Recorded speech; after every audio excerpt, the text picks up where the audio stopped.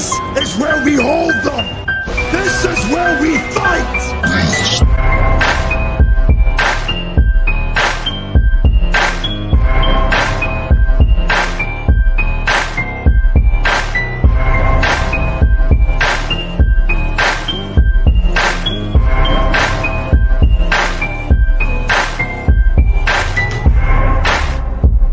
You are now listening to Sweep the Rack podcast featuring Brooklyn Rob and Big Mike.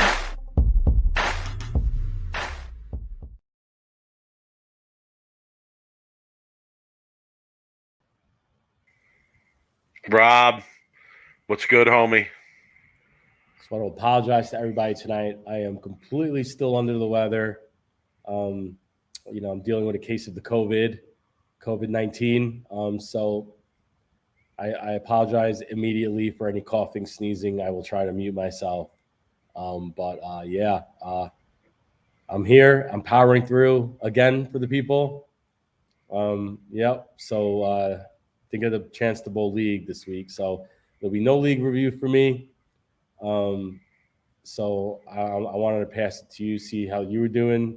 Well, before I talk about my league review, we should definitely talk about Bolero trolling you on Twitter, because I mean it's too good. It's too good. So Rob has been commenting for weeks. If you're a regular, you know that Rob has been commenting for weeks about not being able to get a table at Bolero Mesa, right? Is that what it is? Bolero Mesa, where he bowls league on Tuesdays. Yeah, I tweet them all. And this is all confirmed. We've talked to people online about how long or how early they show up to get a table at this league, because there's just a lack of tables. So Rob's been tweeting at Bolero for about a month now about the lack of tables at Bolero Mesa and how they need to address this issue. And today on Twitter, some random account, it was JBT PBA. Yeah, I remember it. It was at JBT PBA, and the reason I remembered it is because I thought, oh, those are two great organizations, JBT and PBA, right? Yeah. So it was at JBT PBA. He tweeted a picture of a table and this was hilarious in and of itself. He tweeted a picture of a table at a Bolero that had napkins stuffed underneath the legs of the table, okay, in order to balance the table out, right, so it wasn't wobbly. And boom, next thing you know, Rob responds to him, okay? Rob responds to him. Next thing you know, Bolero comes right in and says, hey, we want to shoot us a DM. We want some info on this so we can rectify it. And there's Rob holding the bag, and no response from Bolero on the Bolero Mesa table situation.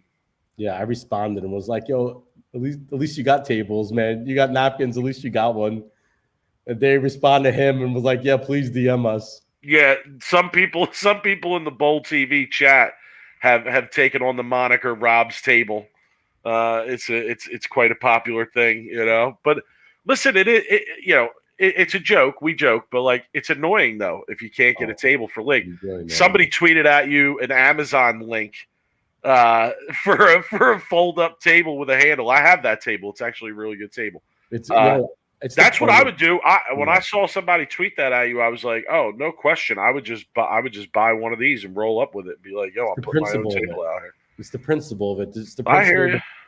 It's the fact that we're paying money and we can't even get a table. And people know the story, right? I'm not gonna beat down a dead horse here. People know the story about the table. It's not a huge deal. No, that's not the huge deal. The huge deal is that Bolero, they ignore you and at JBT PBA. Well, I mean, the guy has PBA in his handle. Maybe you should change your handle to Brooklyn Rob PBA, and they might then acknowledge you. But do you honestly about the tables? Now, Mike, do you honestly? Like if people believe that there's a reason why they're not responding to me, don't think people out there that Bolero, they know who we are. Okay. They know who we are. I don't know that.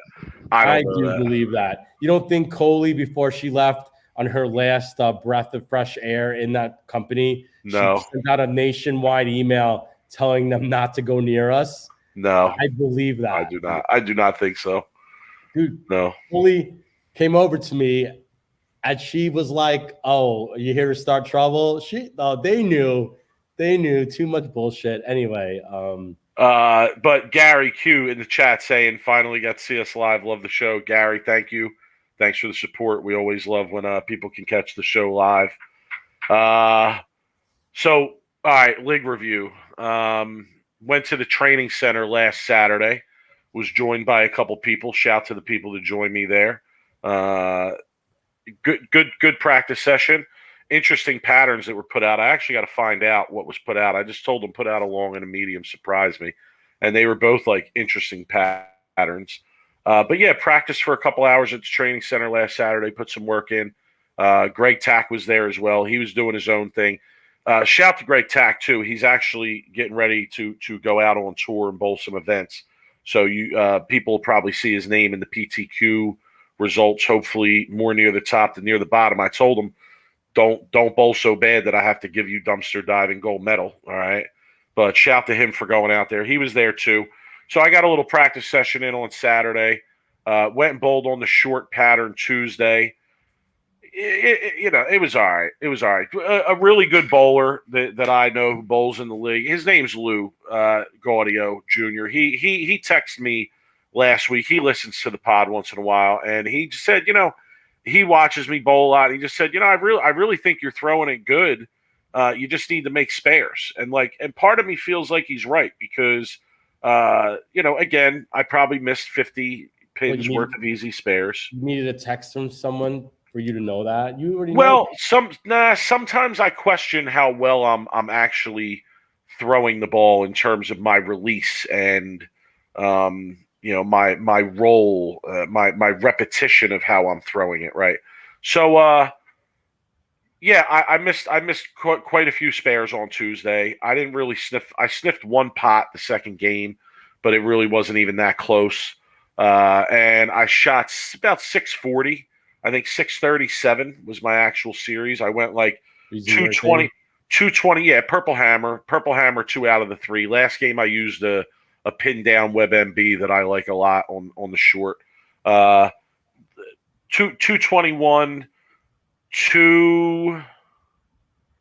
the third game was one of my better games. 221 220, and then the last game was 210. Right, but that 210 included an open in the 9th and 10th. So I had like 240 going into the 9th frame, and I split in the 9th, and then I missed a 10 pin in the 10th to end the night. Then we bowled a game of action, which we always do because Bolero only stays open for a certain amount of time. They close early. So we bowled one game of action. It was me and Greg Tack against George Cretella and one of my young guys, Matt Gibney, and George went front 8 or front 9 on us. I think he went front 9 on us. Greg went spare next 8 or next 9. I shot 201 with a 6 out in the 10th or 6-2 in the 10th, split in the 10th. Had like 4 in a row going into that, but one of those was a very lucky strike. So yeah, we just bowled for 20, man. It's just to get an extra game in and just have some fun. So yeah, that's it. I bowled okay. I'm gonna go bowl tomorrow night. There's a little King of the Hill over at Bolero Strathmore that a guy's running. I don't know too much about it. It'll be the first time I'm going. Normally they bowl on some pretty high ratio patterns. Like I've seen 15-1, 17-1. This week they're bowling on Route 66. And that's like 3-1, a little bit over 3-1. So I'm gonna go. I'm gonna go and bowl on Friday. I'm planning to hit the training center again, maybe Saturday or Sunday. I have a wedding to go to Saturday, so more likely Sunday. But yeah, that's it, man. Tournament coming up in a couple weeks. Doug LaCory is having an event at Lodi Lanes, Bowlage. Check it out on the Bowlage website. It's a dual pattern tournament. I'm going to go and try and bowl that if I can, schedule-wise. And you know what I need to do, Rob? Honestly, I've been slacking on. I get balls and I give them all away. I use them to raffle off for this sport thing I'm doing. I try and help people out here and there, do people favors, etc. But I need to drill some balls. Honestly, I do. It's been a long time since I've drilled some stuff, and I realized that on Tuesday night. And I could definitely use some fresh balls and fresh surfaces and different looks to help me with what I'm doing out there, especially if I'm going to bowl some tournaments. So yeah, I think over the next couple of weeks, I'm probably going to invest some money in some equipment. Invest money in practice as well. But yeah, my arsenal's just kind of old and random and not real well taken care of, which is another thing I got to address. But yeah, I got some bowling coming up, so it's been good. Enjoy it as always. We have 23 guys on Tuesday. Also want to give a shout to Rusty Thompson. Rusty, Rob, from back in the JBT days. He was laid up because of an injury for a while. And, he came back Tuesday. He's back to bowling again, mostly full-time. His high school team in New Jersey actually just won the overall state championship. So he's got a few more to go before he catches the GOAT. But shout to him for coming out and recouping from his injury. And, yeah, that's it. I'm enjoying myself, man. It's that time of the year where I can enjoy some bowling. Daniel Fettis, hope I'm saying that right, in the chat says you better get a Venom Shock. Actually, that would absolutely be one of the balls that's on my list. I've never drilled one. The reason I never drilled one is because I did somebody a favor when the PBA tour was out here for the Masters one year, and they were supposed to get me one, and they didn't get me one, and I was sour about it for a long time, but the ball's just too good. I need to throw it. Same thing with the IQ Tour. I feel like that's another ball I never drilled and never threw, and I see a lot of people throw and have success with. But I could definitely use a few pieces for sure. So I'm going to get on top of that. But yeah, that's it. That's my leg report for the week. So I know that's why the people come. So I know anything we do after that is not going to live up to people's standards. So I apologize for the rest of the show. Rob, which way you want to go? I want to talk about betting on bowling. Let's talk about betting on bowling, because betting on bowling is here, and I'm excited about it. Okay, I don't even have full access to it, and I'm excited about it. To review a little bit, word got out amongst the bowling community through social media mostly that Bet Rivers, an online, it is connected to a casino in Michigan, I believe, but they have an online casino app, sportsbook app, and word got out that they were putting up odds for futures bets on bowling. Okay. And I looked into it, and sports gambling is legal in New Jersey, in the state that I'm in. It's also legal in the state that Rob is in, Arizona.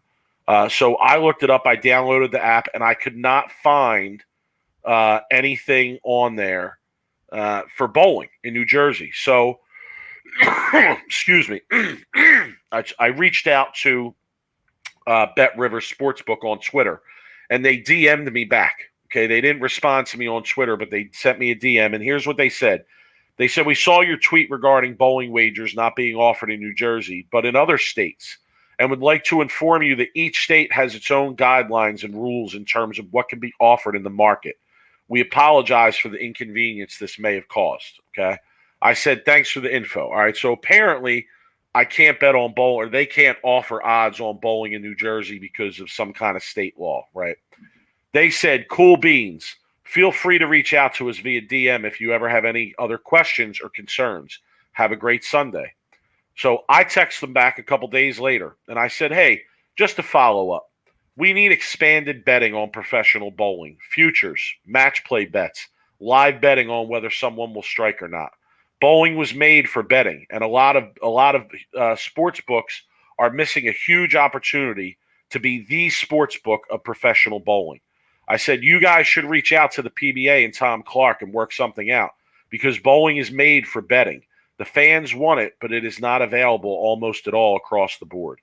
They said, we totally agree, and we appreciate your feedback. Please know that we currently offer futures for the winner of the upcoming Wichita Classic in jurisdictions that we service where regulations allow. And we have proceeded by reaching out to our sportsbook provider to see if we can have lines created for the selections mentioned within upcoming PBA Tour events. They give me a reference ID for a ticket they created. We kindly ask that you check back in with us in a few days, as we hope to have a response from the sportsbook provider that allows us to provide more transparency for the bowling selections currently offered or any possibility of additions in the future. Then they followed up with me again, and they said, just to follow up to the ticket we created above, our sportsbook provider responded to us and stated that they are looking into introducing more offers for the upcoming tournaments for this PBA Tour season, with a primary focus on providing a better and more diverse pre-match offering. While offering live betting would be ideal, there are currently some constraints on being able to guarantee regular live coverage, which presents us from having the ability to offer those selections. So what they're referring to there is the fact that some of the shows either aren't on TV or are taped, right? And that, I get that. That's fine, right? We hope this helps and that we are able to add more offerings for upcoming events. I said, whatever you can do to make betting a bigger part of professional bowling, the fans will appreciate it. So listen, I'm not in no way, shape, or form, okay? Because I feel like people don't even listen to what we say on this show sometimes, these goofballs on Twitter, okay?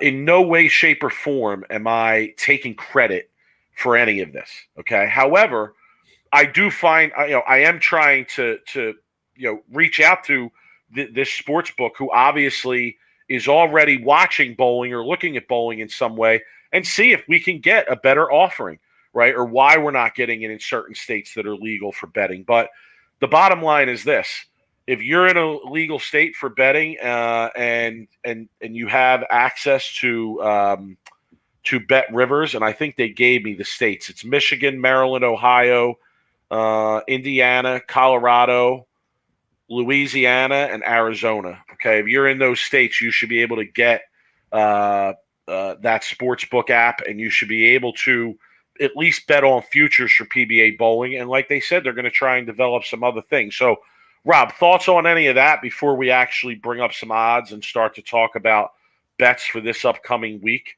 I can't even believe I just said that. That's awesome that I just said that we are going to spend some time on this podcast talking about betting on bowling in the upcoming week. But go ahead. I think it's kind of odd that this random casino comes out of nowhere. Like, we never heard of this casino. I never heard of them. And I remember when you first reached out to me about it, I was like, is this even legit? Like, I thought they were just going to steal all my information because I never heard of Bet Rivers.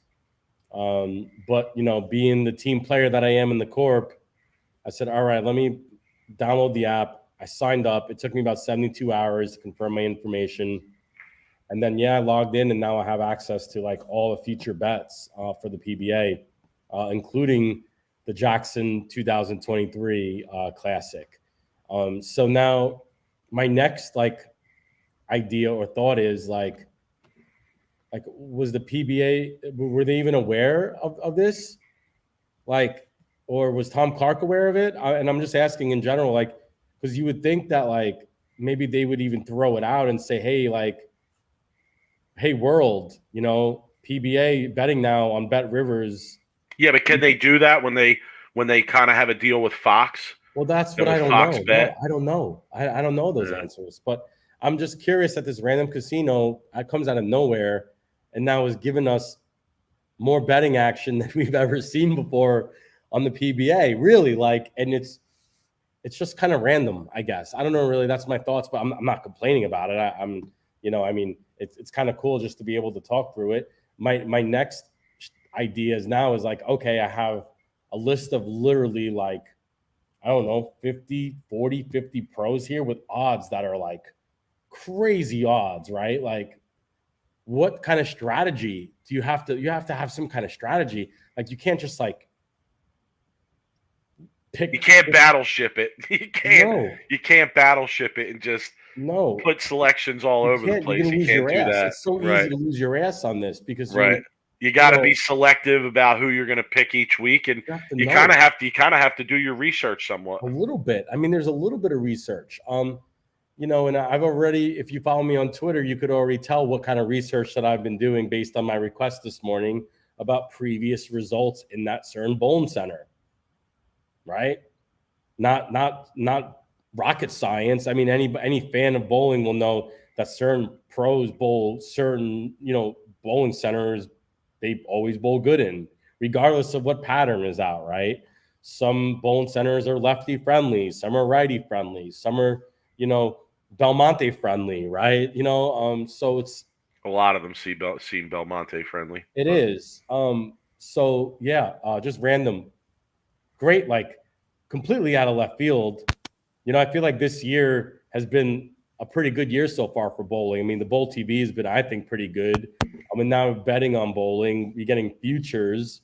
So let's bring them up. Let's bring up the odds for the Jackson, Michigan tournament, and let's take a look at what we got here. We just because we are going to put some bets in. I mean, we're definitely putting bets in on this. The last tournament, I put. What did I put? I put 20 on Bill to win and 20 on Prather to win, right? And I black clouded them both. Prather actually injured his wrist in the process of bowling last week, so that didn't turn out too well. Did you end up putting any money on Santu? I did, and I put 10 on Belmo when he was at plus 700. He almost made the show. Okay. I couldn't get the bet in on Santu because I was still waiting on the clearance of my ID. Okay, so. We did get some bets in last week because they update the odds throughout the week, right? And as it goes round to round, obviously your odds go down for all the players that are still left in the event. But they also are posting odds at the beginning of the week for futures bets for players to win. Now, Rob, some people have reached out to me and told me that they're also the same sports betting app in other states is also posting to place in the top two. Yeah, there's odds for players to place in the top two. Now you don't have access to that in Arizona. No. We haven't been able to find that yet. Okay, no. But again, if you're in one of these states, you may have access to that. What I would like to see this become is like a couple categories: odds to win. Right? Odds to finish top two, odds to make the finals, the TV finals, okay? And then odds to make the cut, right? And that would be great. Like, give me odds on all those things for futures, okay? And I feel like I could probably make money every week betting bowling. Thanks, Nico. Appreciate it. Okay. Yeah, sorry. Probably should have taken care of that. All right, let's take a look, Rob. So what we have in front of us is the first page out of 3, right? And these are going to be the lowest odds, okay? And some of these odds are still juicy, even though they're kind of low, even though they're on the lower end. Now, this is to win, though. This is only to win. This is to win, and this is just the first. I have all 3 pages of pros, and we'll go through some of them to see really what the long shots are. But I think Nico said in the chat. I mean. If you look up your history on Jackson, Jesper won previously, I think 22, and Packy finished second.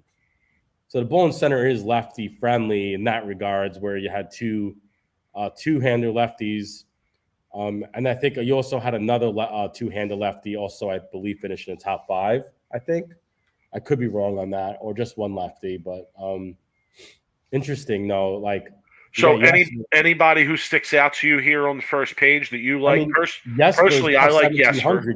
Yeah, of course. Right. You gotta throw something on Jesper, especially 100%. Since he's won here before, right? Yeah. Santu at plus 2,000 doesn't look too bad. I feel like eventually he's gonna win. Right. Yeah, but that's just like shooting a dart. Like I said, you could lose a lot of money just shooting a dart. To me, me personally, if I'm gonna bet smart money, I'm betting lefties only on future bets. Just from what I know what happened in the last, year. So Buttriff would be a bet I would make because Buttriff has been pretty good this year. And when the left is good, he's normally pretty good. Svensson would be my one pick. And then I would have to go down and see what's going on. But Buttriff only plus 900. Yeah. Okay. I mean, I don't know. I just, like I said, you got to have some kind of strategy. Now, if I am gonna shoot darts, I mean, my strategy is partly like look at who I think is gonna win a title anyway this year, and go after those guys. Kind of strike with who's hot. But yes, I like the lefties. I like the lefties. I like your strategy there. Santu sticks out to me. Sean Maldonado sticks out to me here at plus 4,000. No, No, you don't like that. If I'm gonna put money, I think Kyle Troop is due. I think Kyle Troop hasn't really had a good year, but he's too good. So that would be my one like shot in the dark. Is you get him at like plus 1,700. I might throw a little bit on Kyle because I feel like I said, he's just too good. Yeah, and again, see that's a bet that falls into my way of thinking. Don't you feel like Kyle Troop's going to win a title this year? Yeah. Wouldn't you be surprised if this year goes by and Kyle Troop doesn't win a title? Right. No, so at odds of plus 1,400, if I throw 10 or 20 bucks on him in every event, thinking, okay, he's going to win a title at some point, I'm going to win in that bet. So I'm going to pull up Nico's. I think he's kind of questioning what I said here. He says hasn't had a good year. He finished third in the U.S. Open, but that's one tournament. I'm talking the year. I mean, there's already been how many tournaments? Like four tournaments. If you ask Kyle right now if he's having a good year, you'd think he would say he's having a good year because he finished third in the U.S. Open. I don't know. That's a good question. I'd have to take a closer look. I don't think. But by his standard, I'd probably say no, because by his standard, we're talking about like he's trying to win Player of the Year, right? I mean, he's an elite bowler. He's a top 3 to 4 in the world, and he hasn't made a show since. So let's go to the next page. Okay. Let's go to the next page. See what we got. See what other odds we got here. Okay. All right, let's see. Anything we like here? Like Matt Russo? I do like Matt Russo. That would be an interest. That's a juicy bet for me. Plus 5,000. Plus 5,000. So $10 is 500. Oh, I like that. $10 to win 500. I like Let's take that. Let's take that. You in for 10 on that? I'm in for 10. I'm in for 10 on that. All right. So can we write these down so I could Venmo you after the show? We could put some of these in. Sure. I'm on Jesper. Yeah. Okay. I'm on Jesper for 10. Actually, I'm on Jesper for 20. I'm on Russo for 10. Okay. I'll have to go back to the first page and reevaluate that, but I might have one more from that first page. All right, let's see. Who else we got here? AJ Chapman, Jake Peters, Nick Pate, Russo we talked about. Matt Ogle, another guy. Hot, been bowling good. Would we be surprised if he wins his first singles title soon? Two-handed? Ooh, what is that? 6,600? How about this right here? 6,600. How about that? Oh man. How about Wesley Lowe winning his first title this week at plus 10,000? Wow. We got to get 5 on that. Yes.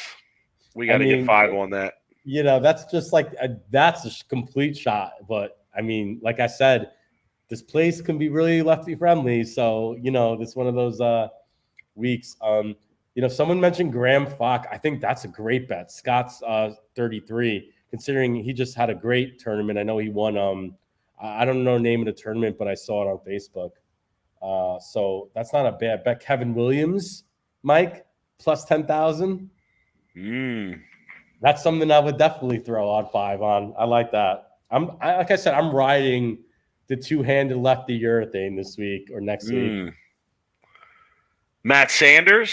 No, I'm not. No. I'd rather take Kevin Williams at plus 10,000. I'll be honest with you. Right. Kevin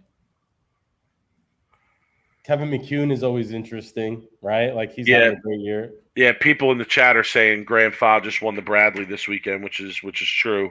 Yeah. So obviously he's hot. He's throwing it good. I like it. You know, there's a lot of the Lavery spars are always interesting because they're having a great year. The Lavery, Yeah, spars. I was gonna say Anthony Lavery Spar. Plus 6,600 is interesting. Wouldn't surprise me if he breaks through. Or is like, you know, in the top 10 going into like the, you know, final day, you know? Right. I mean, well, really, like in betting these futures, especially the way that we're looking at them, and we're going to look at this list and pick multiple guys from the list, right? Isn't your hope to get as many guys into the finals as you can, so that you have all those chances at somebody going on to win the tournament? I mean, that's the way I look at it. Like if I'm putting in bets on 8 different guys, I want 6 of those 8 to make the finals. You know? Yeah, you want people that are just going to be sniffing right until like the final day. Yeah. Yep. All right, you want me to go to the next page where all the long odds are? Yeah. Let's go to the. And if someone makes a good point in the chat, Shep Ramsey, make sure that they're in the field before you place it. I mean, that's good. You always you don't want to bet on a player who DNFs before the. Where am I at here? Last but not least here. So a lot of these are the same, but. No, that's the one we just looked at. No, because I would cut off. Oh, gotcha. Okay. So here's the the piece of it. Tom has Smallwood and Runk at 20,000. Oh man, Brandon Runk. 20,000. Brandon Runk, lefty, good lefty too. Where's I guess Anthony Spagnolia. Hold on, wait. Put $2 in everyone.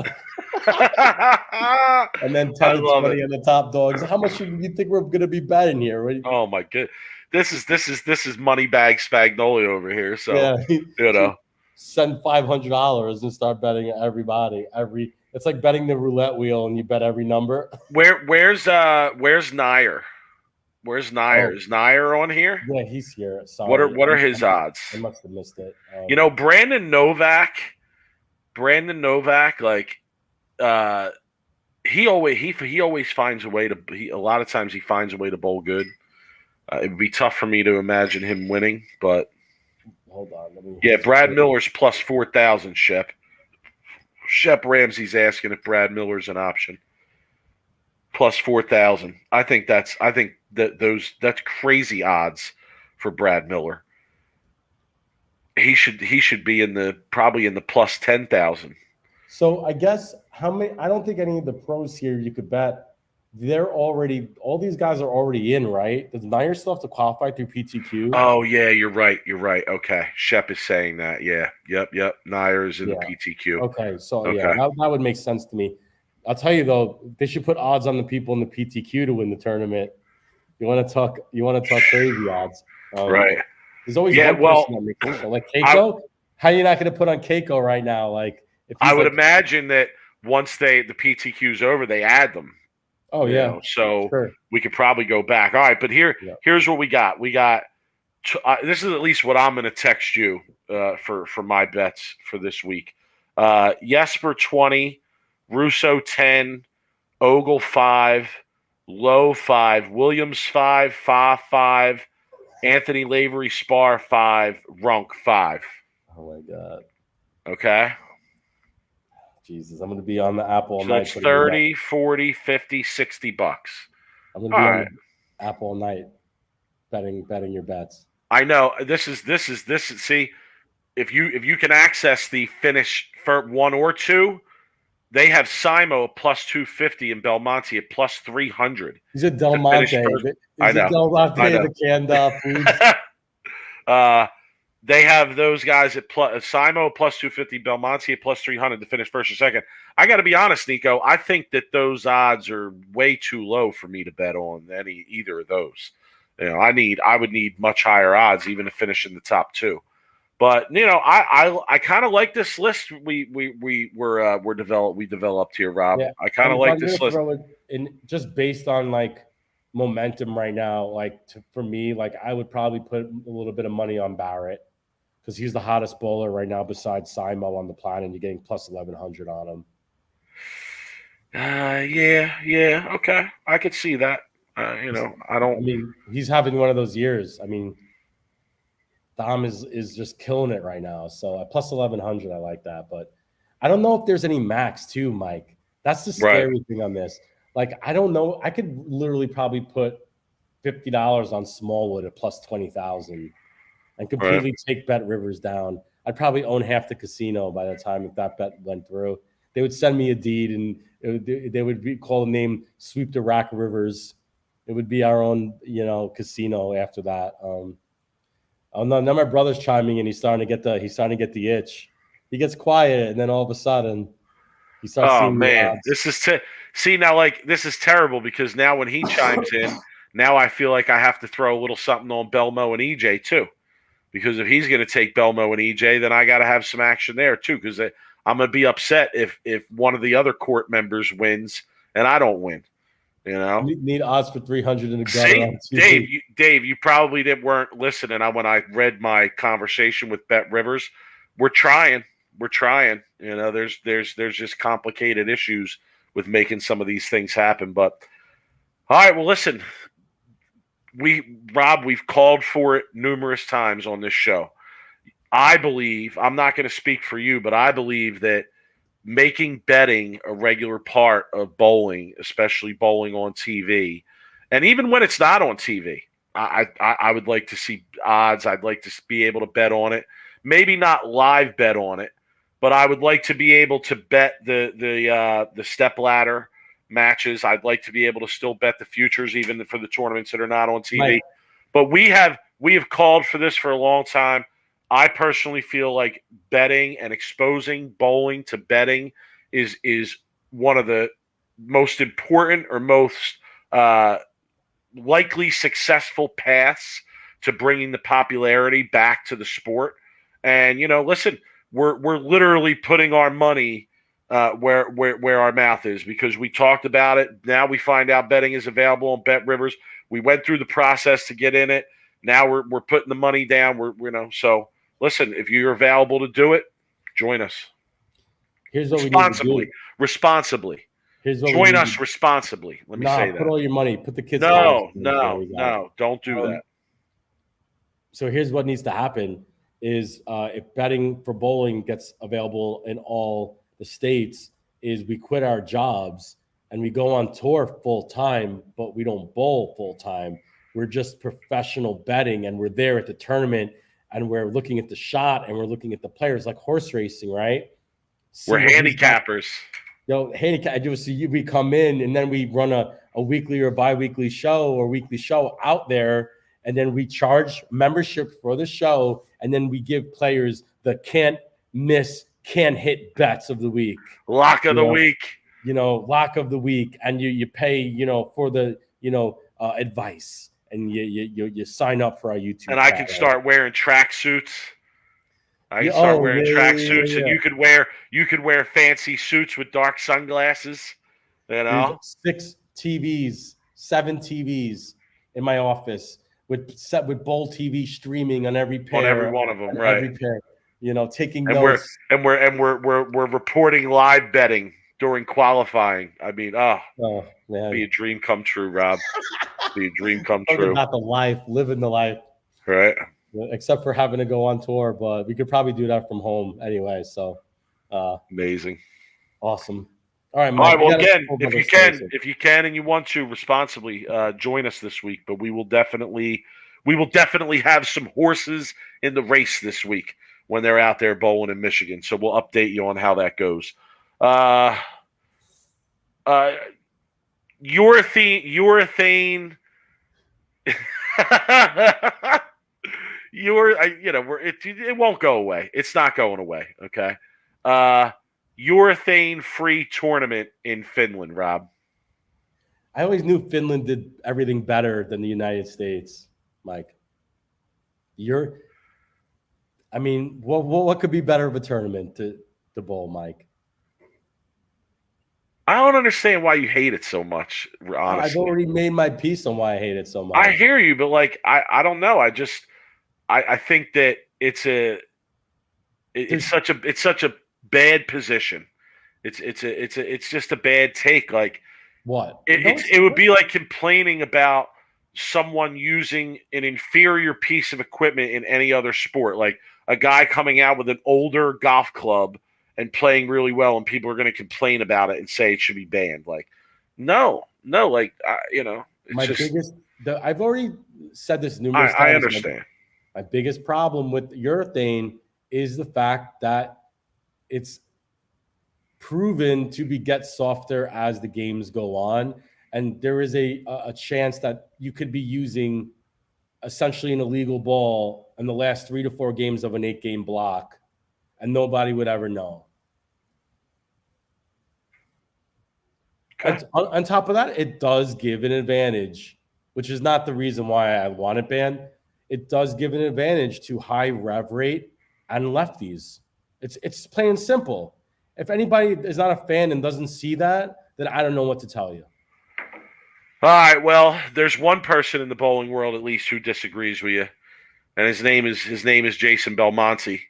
And of course he doesn't want a bit to be thrown. Of course not. And he had this to say on Twitter, and I can't wait. I'm not speaking for him, and I'm not assuming that this was in response to the Finnish no urethane tournament. How do you say no urethane in Finnish?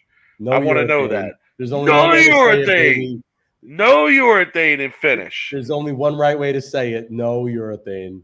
Okay. Here's what he had to say on Twitter. Wait, it's a quote.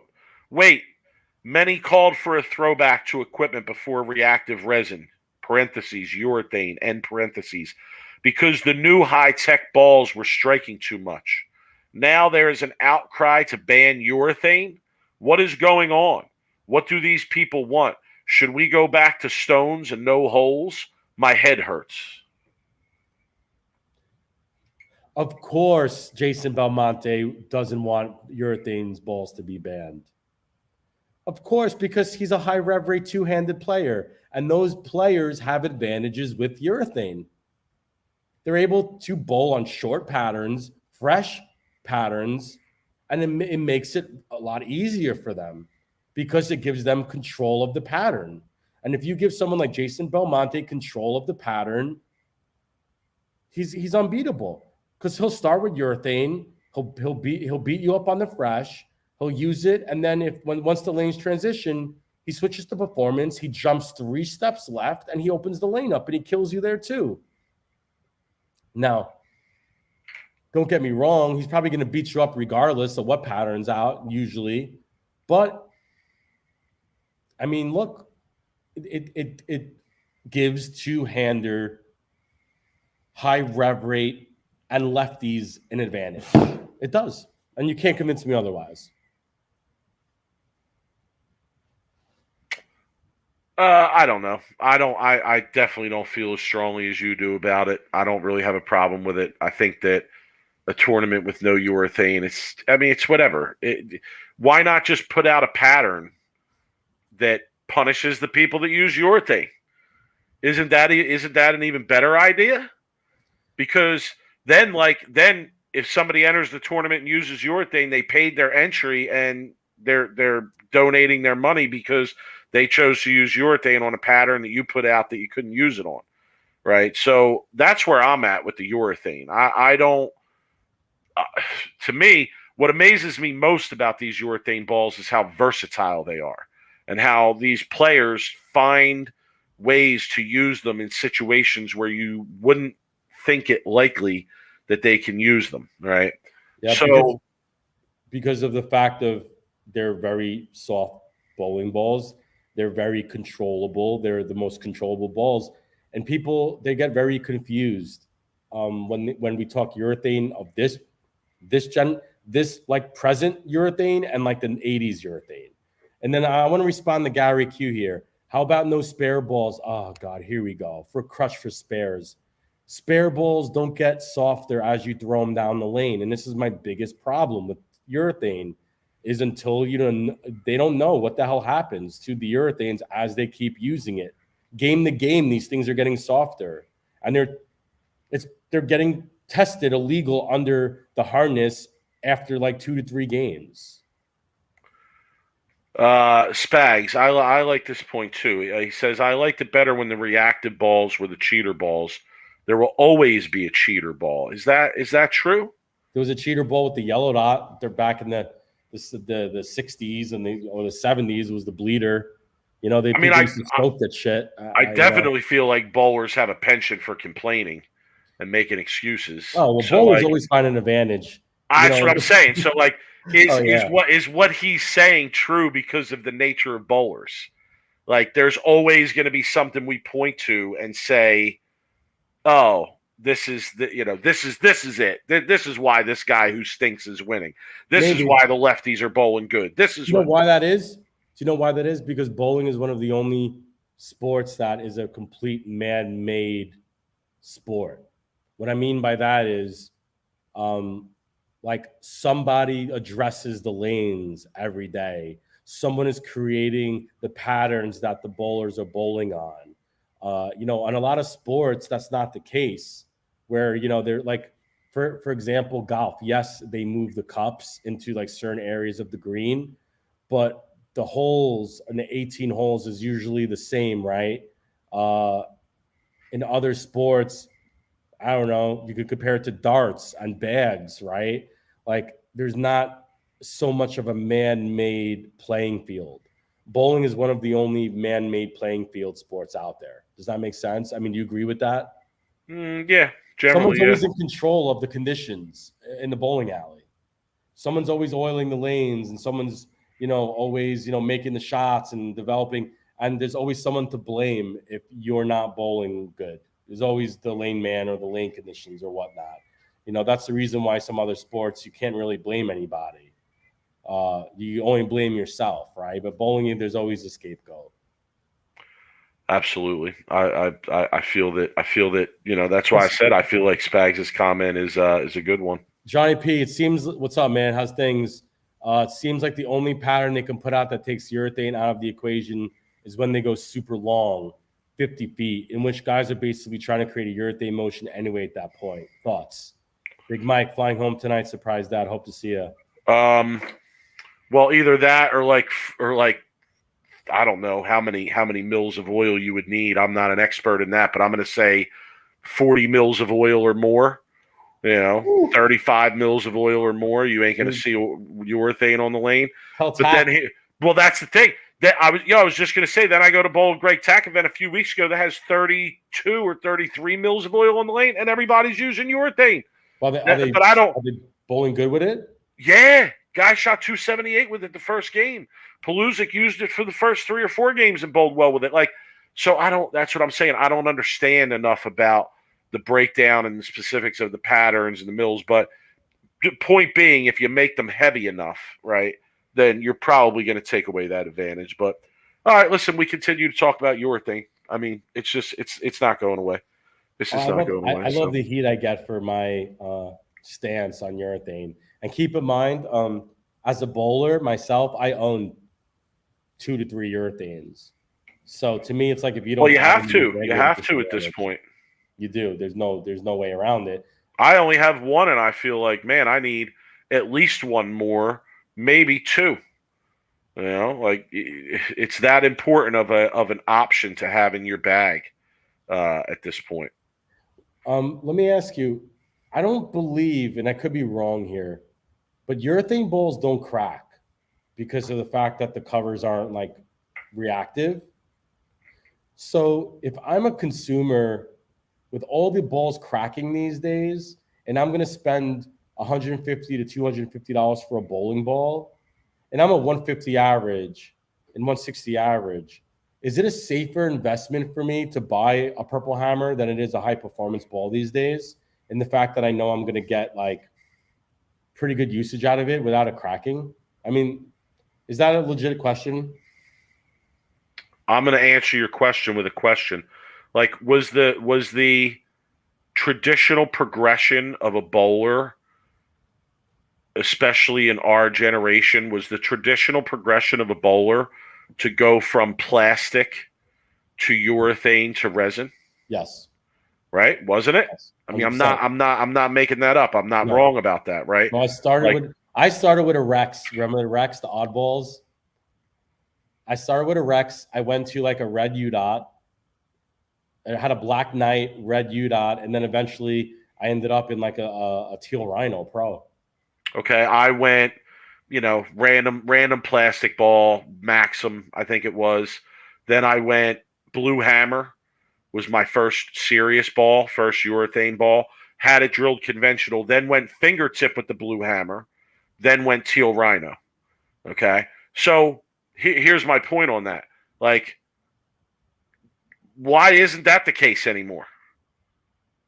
Why isn't that the case anymore? Like, why don't you see league bowl? Shouldn't that still be the progression? Like, doesn't that help bowlers improve their release, their consistency? No, you don't think so? I think it hurt me actually when I was a kid. I would have loved to started with resin,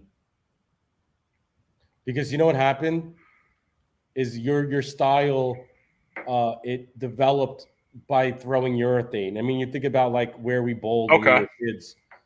Your style, if you're growing up with plastic and you're growing up with urethane and it doesn't hook, and you're bowling on these lanes that have no stripped back ends, they strip once a week, and you're trying to create rotation with a urethane ball, you're going to completely learn how to grab the ball on the bottom of the swing in order to get the ball to hook. I mean, we all grabbed it when we were younger. Bill O'Neill was super grabby at the bottom of it. Mike Fagan, all these guys, right? And then all of a sudden, high performance was introduced. And then all of a sudden, you had to get the opposite of grab. You had to get really soft, especially when you bowled on short patterns, like 33, 34-foot patterns, high roller, sweepers. Anybody who bowled those, at that time knew that you had to be really soft. And guess what? There was no handcuff, the purple hammer. There was no cheat ball, the purple hammer, for you to be able to calm down a 33-foot flat pattern. You had to learn how to adjust with your hand and how to soften it up, move left, move your eyes all the way right, and you had to literally circle the whole lane, Brian Kretzer style, in order to succeed on those patterns. Nowadays, they put out a 33-foot pattern like the high roller. Nobody's going to be doing that. Everybody's going to be throwing their urethane, their cheater ball, and just going to be moving right and just trying, and just controlling the lane. And that's the right way to do it. I think there were certain, I think if you were in the know at that time that you're referring to, then there were ways to, create a cheat-like reaction. I'll say that. I saw some pretty crazy stuff, just guys drilling balls in various ways, certain looks that people had. Oh, I agree. Crazy layups I've never seen before. Yeah, there were definitely ways to create that cheat reaction that you're referring to, that urethane is sort of the go-to for now. But yeah, all right. Listen, it's something that we continue to talk about, right? I'm tired of talking about it, but I don't think the conversation is going anywhere. No. Okay. You want to talk USBC college bowling sign up debacle? What a shit show that was. The USBC continues to have a rough go of it. Man. So I don't See, know. Look, Lou in the chat is saying the Excalibur and Rhino Pro were the original cheater balls. Lou, we were just discussing how is it true that there's always going to be a cheater ball? There's always is that the way that bowlers operate in general? That was we were just talking about that. But go ahead, Rob. USBC debacle. Nico's asking in the chat if we saw the LBC oil pattern. We did. If you want to know my thoughts on it, we'll give it right after. Technically, like a house shot. No, they're actually putting out something that's like 5-1. Oh, really? Yeah, which I would say is not house shot-ish at all. No, far from a house shot. I don't know why I saw that somewhere. So I don't know the exact details of the college bowling debacle with the USBC, so I don't want to butcher it. I don't want to get thrown out on social media for giving false information. The registration link for the intercollegiate singles championship has crashed numerous times now, right? I think it's like 3 different times they've released it and it's crashed. But there's thousands of people there's thousands of people who can sign up for this event. So, Steve, that's great. Someone at the USBC opened an email from a Nigerian prince asking for money, huh? That's what it was. Yeah, so they have all these collegiate bowlers trying to sign up for their tournament, right? Online, Right. and the website keeps crashing. And it's happened, would you say, like three times already? I believe so, yeah. What a nightmare. And they're getting beat up on social media. I mean, dude, the forum is just an absolute like train wreck of a butchering on the USBC. I remember back when we did it, we have to mail that shit in, man. Envelope stamp, fucking boom, send it in the mail. But then look what happens to the bowl map. They fucking send that shit in the mail and it never goes. So yeah, man. Well, they didn't have a singles portion when we bowled. No. It was all team. There was no singles portion. It was all team. Yeah. So anyway, so the USBC, man, you gotta like get your shit together. Come on, guys.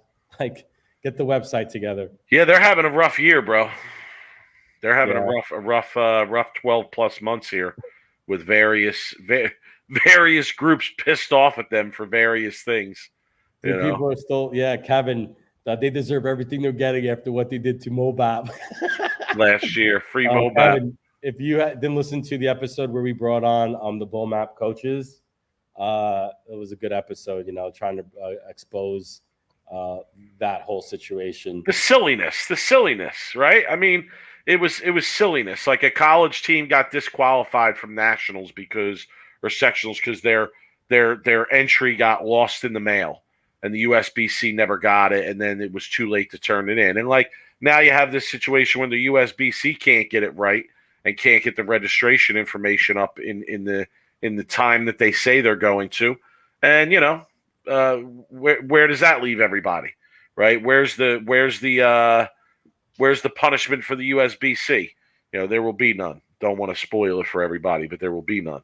So yeah, listen, they're just having a rough go of it, man. At what point?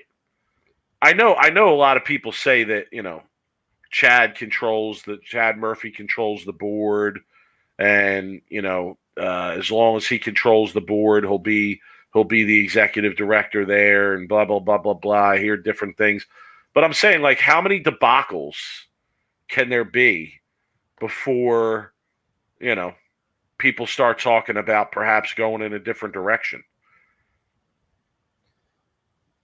What the problem is I don't know what Chad Murphy has control over. Yes, he's the what is his exact term? He's the executive director. Executive director. So yes, like he runs the organization, whatnot. But if something like this where the website crashes, right, and it's happening for 2 to 3 days, I mean, really, how much of that is a Chad Murphy responsibility? Yeah, but come on, you're the leader of an organization. The buck stops with you, bro. It does, but that's what I'm saying is it's a technology problem. It's a website problem. So yeah, but I'm saying this is just another. Rob, come on. They've had a bad year, bro. They've had a bad year. And a lot of people aren't real positive about the USBC to begin with, right? But the ball testing debacle, the disqualification of bowling balls, So I mean, this is I'm not saying that based off of just one event. I'm saying that based off of numerous things that have occurred over the recent history. That just really make you think, they need to get it together.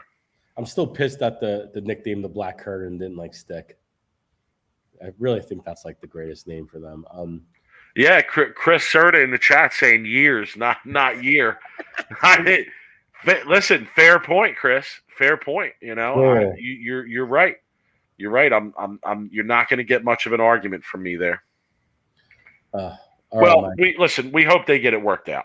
Yeah, for the kids, Mike. They're gonna get it worked out one way or another. It's not like there's any threat of the intercollegiate singles championship not taking place or something like that.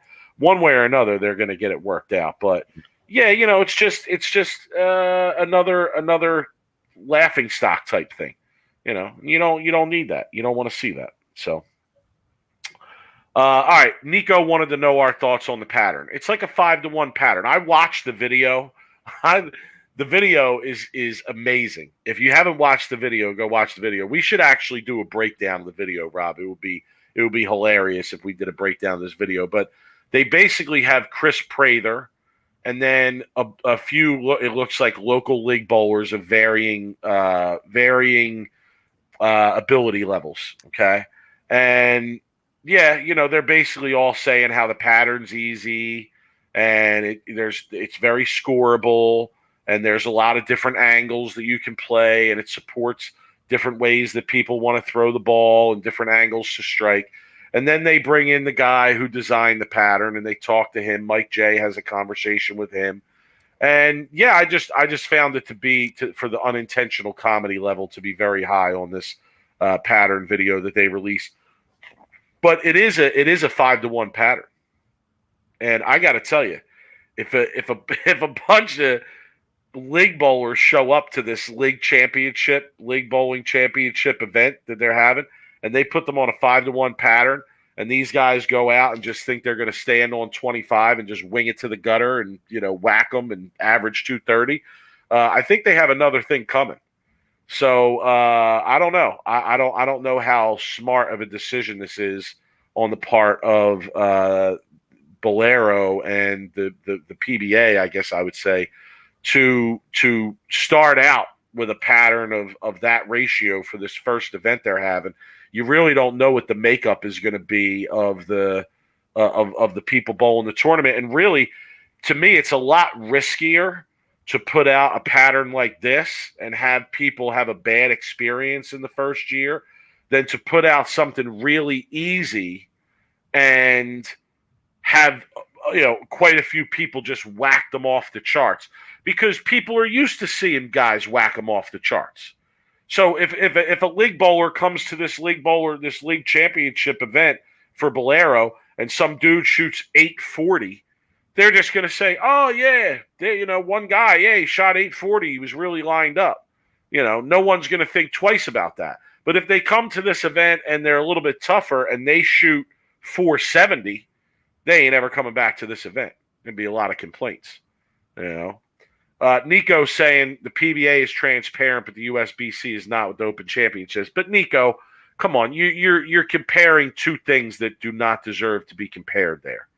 Okay, you're comparing two things that do not deserve to be compared. Like the Bolero tournament is not on the same level as the USBC Open Championships. I mean, this is a first year event compared to the USBC Championships, which has a deep history. So I have to call you out for a poor comparison there. But those are my thoughts on the pattern. Rob, any thoughts? Well, I just think it'd be great content if you would go there with a microphone and a camera and interview teams before they bowled and get an idea of what they think they were going to shoot, and then do an interview after they bowled and see what their thoughts are and what they did shoot. I think that would be like really funny content, especially someone like you. Yeah,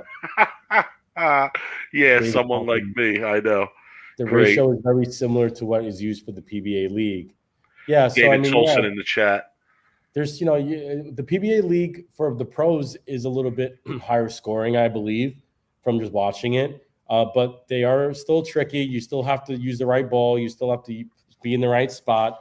Anything that's not a house pattern, you still have to have an idea of where to like play and what equipment to use. So, and if you don't, then it can really be a nightmare. Yeah, that's what you're not saying. Yeah. So, all right, Mike, you ready to give the people what they want?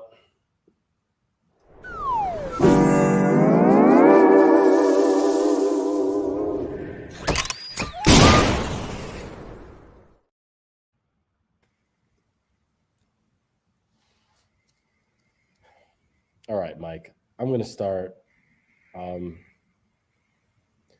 My worst of the week this week goes to a gentleman by the name of Ryan Sachs from the Bowling Science Forum. What up, Ryan? Congrats, brother. It's great honor for you to win this award. So if you know him, let him know. Shouts. His post. He put a picture, 3 different pictures of a looks like a pretty new DV8 type ball with a crack around the ball. There's a crack around the finger and then a small hairline crack that literally goes from the serial number to his finger hole. Okay? So that's the context behind this post. I had 10 games on this ball. And when I went to my basement to load it in my bowling bag, I noticed a crack almost completely around the ball. I proceeded to spend days filling the crack, smoothing it out. You cannot feel it, but you can see it. Is this ball illegal or not? Nobody could answer that question in my league. Can anybody answer that? So first off, honestly, and I'm being really honest here with you guys, I don't know if that's legal or illegal. I don't know. I'm hoping someone would be able to tell me. I've never had someone try to use a cracked bowling ball in their league. I just kind of assumed that if your ball cracked, you would probably throw it away at that point.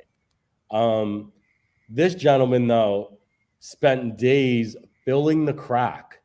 Now, what he was filling the crack with, Mike, I wish he would have put it in there. Crazy glue, Elmer's glue.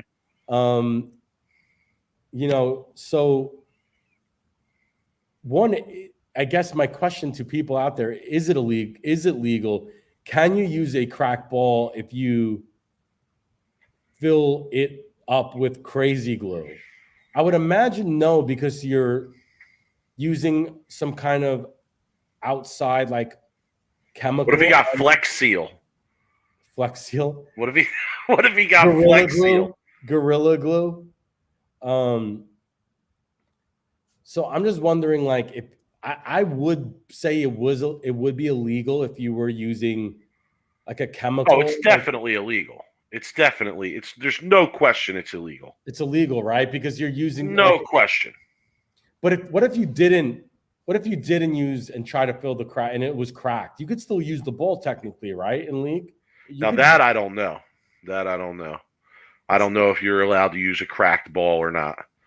But I would absolutely venture to say that if you fill the crack with some foreign substance, then the ball's probably illegal. Yeah, Brian writes, a crack more than 3 inches is a fissure. I don't know. And not legal. Not legal. Okay. Steven writes, he didn't fill the gap between the core and the filler requirement to it, so when it hits the pins, it's going to doink. That's good stuff. Anyway, so that's my worst of the week. You should, if you're gonna do that, like I see these commercial videos on social media for these companies that will come out and raise your concrete, right? So how they do it is they drill a little hole into the concrete, and then they put this tube in the hole, and then they have a gun that they put into the tube, and they shoot this stuff under the concrete that when it expands, it gets so hard that it raises up the concrete.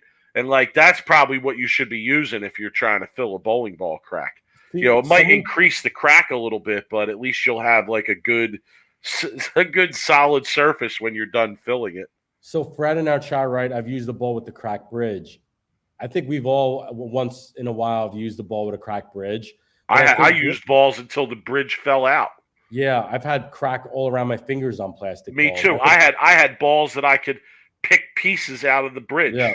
But I think that's where Brian, the rule that he's saying is it's got to be more than 3 inches in fissure, and then it's not legal. But cracked bridge obviously is not going to be 3 inches unless it's Jeff Riggle's bridge. Then that might be 3 inches. But other than that, I think it's going to be pretty. You're legal to throw a cracked bridge.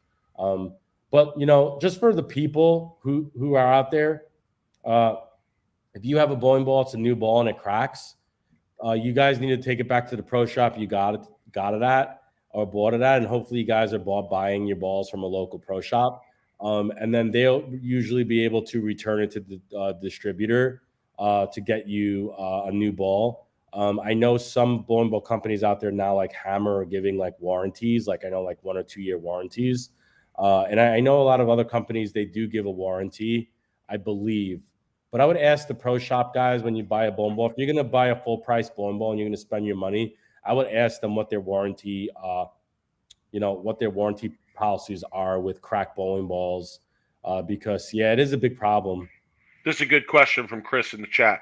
Do patch pirates deal with cracked balls? Everybody deals with cracked balls, but They patch do. pirates, all patch pirates will do is they'll just pay their special discounted rate, which is usually like $5 below wholesale retail price, and then just buy a new ball and then tell everybody. And they won't say anything about the cracked ball.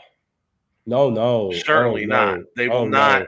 You will not see them post that on social media. Oh no. Well, that's a big no. That I remember back in the day when I was a former patch pirate, I used to get emails from the company that used to be like, yeah, you should not put up pictures of cracked bowling of your balls cracked. Like, and realistically, you should never ever write a negative thing about any of your bowling equipment on social media. I mean, it was pretty clear. Like, so does that mean then if I'm a patch pirate and I'm doing ball review videos that there's probably zero chance I'll ever say something negative about any of the balls I'm reviewing? Is that what you're saying, Rob? That's exactly what I'm saying. There is a probably, interesting. Unless you have the credibility, unless you're someone like a Belmonte, who Storm isn't gonna like get rid of. But he's not. I mean, but he ain't gonna do it. He ain't gonna do that. No way. I mean, man. No, not at all. You're never gonna find a patch pirate say, "Oh, this ball just doesn't like." Is not good on short patterns.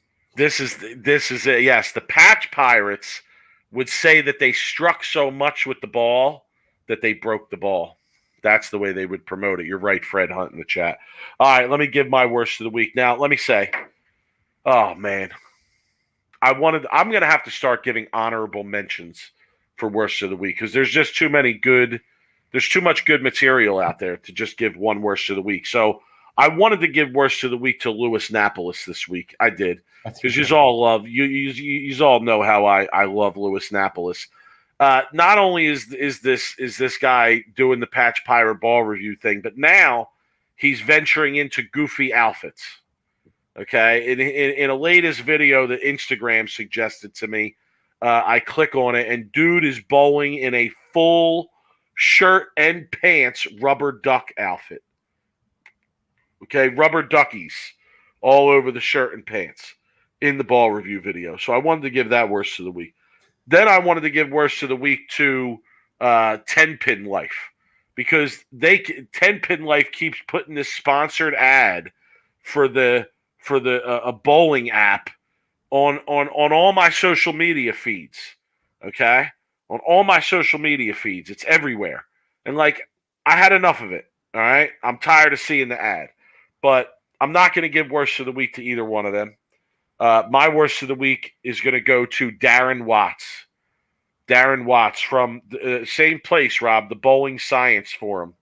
The Bowling Science Forum definitely seems like an interesting new follow for me.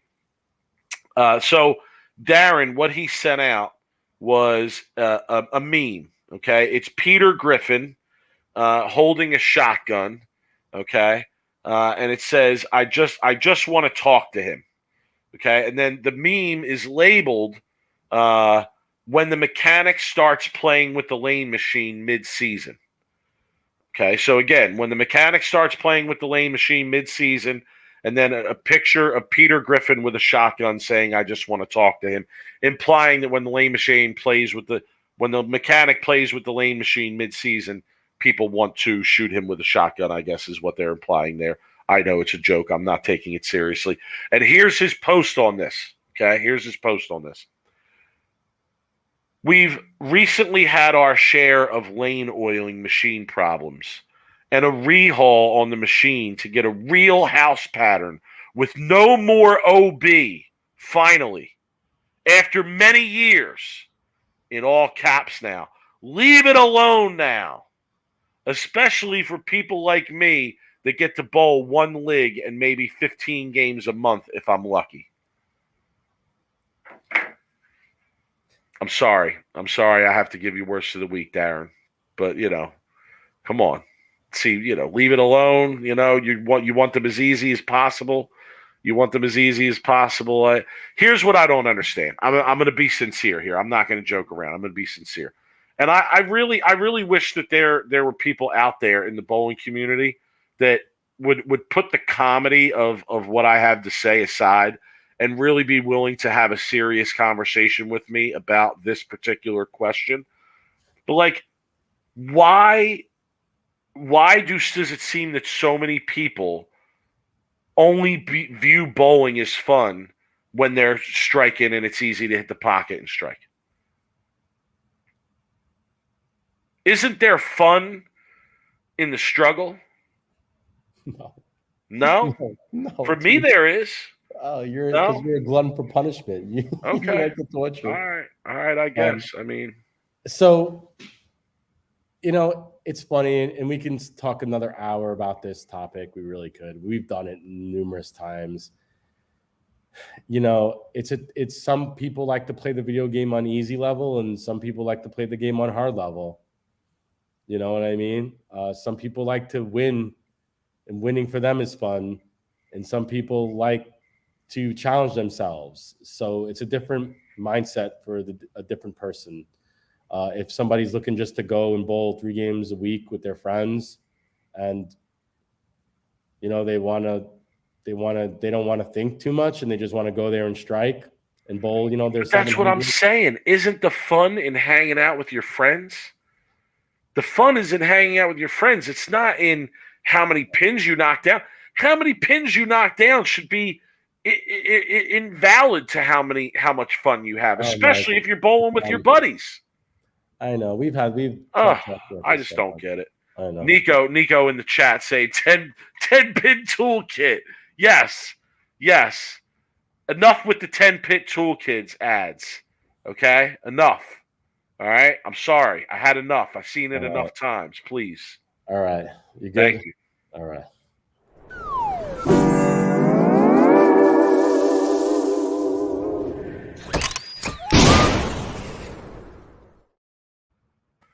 Kevin wants to know what happened to the heavily teased GOAT. Listen, power outage prevented tonight, but we're in touch. We're in touch. So soon enough. Listen, I'm ready. Rob wants me to do it. Rob has been waiting for me to come out and publicly give a full definition and discussion of Patch Pirates, and I'm ready. I'm ready to do it. So we're gonna make it happen. So sooner than later. Okay. Brian McDonough answering my question in the chat about don't people like the struggle. He says the same people who like 4-piece jigsaw puzzles. Oh man, come on. What are you talking about, bro? Give me a break. Rob, final thoughts. I want to make a plea out for the PBA. Every week we watch the PTQs, and the PTQs are definitely a necessity for the Pro Tour. They have to happen to keep out a lot of the just anybody from being able to bowl at the pros. That's a must and a necessity, the PTQs are. But I really do believe that they need to open it up a little bit, especially when if they get 80 to 90 players in a PTQ field. I've always been in the believer of taking a 5 to 1-in-6 ratio. You maybe could push it to 1-in-7. But I think that if you have an 80 or 90 field for the PTQ and you're taking 10 or 12 from that PTQ out of 90 bowlers, to me, I think that's just way too little. I think you really need to start opening up a little bit more, so a little bit more of the players are able to get into the main field, especially since this year we've seen a lot of players come out of the PTQs and actually make the show and consistently make the shows. So that's my final thought. I just depleted a PBA to, think about if you're getting 80 or 90 people on your PTQ fields, to maybe think about starting to take maybe 15 or 20. And I know that might throw the numbers off for pairings and whatnot, but I think they should be able to try to make that work. I just would like to see more people get in from the PTQ if they're getting a certain amount of entries. That's my final thought. I actually had, and I want to bring this up. We love speculation here. Charlie Tapp, I mean, obviously somebody who has good sources, I would imagine, says rumor has it 30-man fields next year. So they're going to go back to a more exempt type format, I guess. I mean, is what they're looking at now. Why would they do that? Why would they do that? Right. Why would they go to a 30-man? Stu and Flanagan are in the chat. Have you guys heard this rumor? Is this buzzing around out there? I don't know if they'll comment on that. Flanagan pops in the chat to tell me to get they got me the AJ Chapman patch. And you know what? Stop giving me such a hard time about AJ Chapman. Like I think AJ Chapman's game is amazing. I think dude throws it better than 98.9% of people that I've seen, period. But Mike, we're here analyzing the action, okay? And what I said about that is I stand behind, Mike says he has not heard that rumor. He has not heard that rumor. I don't know why they would do that. Stu cut it off. He doesn't even tell us where the worst of the week contenders coming in from. We like to hear that. Anyway, what do you think about the PTQ? I mean, what are your thoughts on that? Am I off here? I don't agree with you.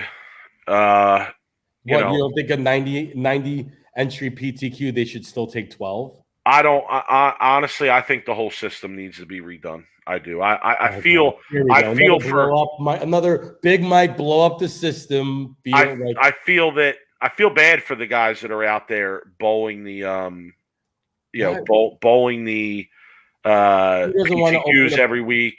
Stu doesn't want to open up the PTQs because he knows he opens it up to 5 more bowlers. They're probably going to beat him when they make the main tournament. Oh, that's terrible. Stu's been bowling good this year. Shout to you, Stu. I've been riding with you, bro. But really he's saying that Barnes saying you might want to be in the top 30s to be totally safe. That's an interesting quote, especially given what Charlie's saying in the chat there. But here's my take on this, Rob. It's cool. I know that it's cool in bowling that we often get different guys on the show. And I know that that's something that we all like and we all enjoy about bowling. But I don't think that that the fact that we don't give enough opportunity for the known or the best or the highest performing players to be on TV more often on a more regular basis, I don't think that has helped bowling over the years. When I watch a sport like tennis, or I watch a sport like golf, again, that has a very limited field, right?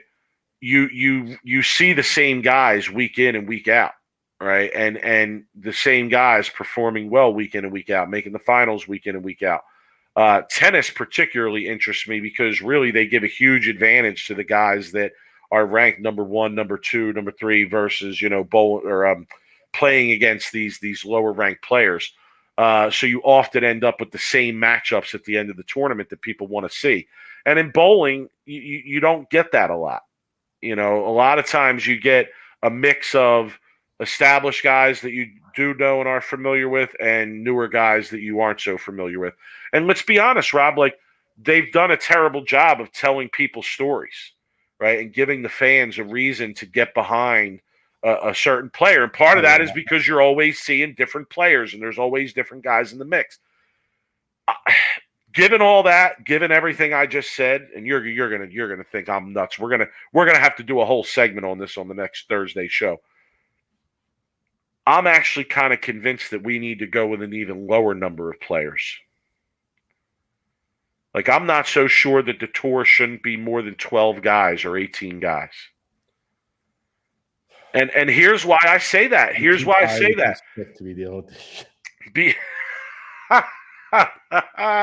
He's too tired and too sick to hear I my got COVID, takes. man. I gotta hear All right, this shit. we will back burner this until next Thursday. All right, but we'll put it on the list to talk about next Thursday. But I would honestly, like, if you just had 12, 16, maybe 18 guys that had regular spots on the PBA tour and were out there competing every week, you would get to see the same guys on TV every week. And it would give the tour a chance to put their efforts behind the best and most popular players out there, right? And I would just like to see what would happen. Now, with that said, I would also create some sort of lower tier, right? Lower tier competition, sort of like you have in golf with the various tours. I would create some lower tier competition where you'd be able to try and win your way into that top 12 or top 18, So I would just like to see, I would like to be given a shot to build the stories around the players. But again, the only way to do that is to focus on a smaller group. I understand where you're coming from because, like, I'm just using this as an example now. It could be a really bad comparison. But like something like the UFC, right? If you watch their pay-per-view, usually their main event is somebody who everybody knows, right? Usually the best in the world. I know John Bones Jones is fighting this weekend, right? Everybody's going to be watching because this guy is one of the best, or he was the best in the world. And then, your undercard fighters are usually more of your up-and-coming fighters that you really don't know. And then they get a chance to prove if they're that good. So I get where you're saying, and tennis is a good comparison. Golf is too. You see the same players, but I want to pitch this for next week. I want to talk about this next week. Okay, I want you to put a plan together, what you would see the tour. Stu's going to have Twitter mad at him because he's saying Mike is awesome. I'm going to make that my banner on Twitter. He says, I turns your into Fisher-Price Live Bowling. I'm not sure I follow there. Stu's having a problem typing. That's the English. That's a English. I have to old English version. Yeah, that's. I should be able to read that. That's the old country. I should be able to read that. I teach Shakespeare. I should be able to interpret that. No problem. I can't even interpret that. Old country dialect. Yeah, but no. Listen, I don't want to see that happen because I understand the implications of that. But at the same time, I'd like to see what we could do with it with a setup like that. I love how people apologize to me, and I don't even know why they're apologizing. I accept your apology, Charlie. I have no idea why you're apologizing. Anyway, wow, Nico, look at Nico. Look at Nico saying, "Create Live Bowling with your limited field, Mike." Yeah, it's a problem because I don't have the money to pay anybody. But if Mookie Betts wants to do it, if Mookie happens to hear the podcast and wants to do it, I'd be down. I'm sure he's listening to it right now. Clarifying Stu's comment here. Mike is awesome. Turns your tour, turns the tour into Fisher-Price Live Bowling. Oh man, okay. I like it. Jeez, boy, you got a heat for that comment. All right, Mike. Well, feel better. Thanks, man. Feel better. I'm almost there. Thanks for coming on and pushing through. Yeah, everybody in the chat, thanks for joining us as always. We love chopping it up with you guys. We love talking bowling. Obviously, that's why we come here every week. That's why we do this. Follow us on social media. We're on there. You all know our names on there. I'm not even going to bother saying them. Email us. We get a lot of good emails. We just got an email while we're on the air saying that Flow Sports is being sued in a class action lawsuit over false advertising for their yearly subscription. So I'll have to take a look at that. I know. Where's Lucas Wiseman? Mike saying Mookie's YouTube channel, 21K after 1 week. Yeah, not surprising. Must be nice. Not surprising. Absolutely. So listen, thank you for joining us. Yes, the raffle is done. The raffle is wrapped up, and we are going to be doing that drawing likely on Sunday. Really? We tried to get it set up tonight, but we just have a couple last minute things to do. Okay. I think if anybody wants a couple last minute tickets. We could probably fit you in there. Probably ticket. Bless you, Rob. Tickets that Rob and I were probably going to take if no one took them. But we will be doing the raffle drawing on Sunday night for the Belmo merch. So everybody stay tuned on that as well. We weren't going on air Sunday. Oh, that's right. There's no show Sunday. That's right. So we'll do it next Thursday. We'll do it next Thursday. Sorry, my bad. I thought that there was a PBA tournament over the weekend. I was assuming. Yeah, me too. I was assuming that we would be on Sunday. All right, so we'll do it next Thursday. Yeah, no we'll show next Sunday. Thursday. No show Sunday. We won't be here Sunday. No show. We'll be here Thursday, and there should be a PBA tournament going on while we're on the air next Thursday. So that'll be cool too. All right, guys. Take it easy. Have a good week. All right. We'll talk to everybody next week. All right, guys. See you.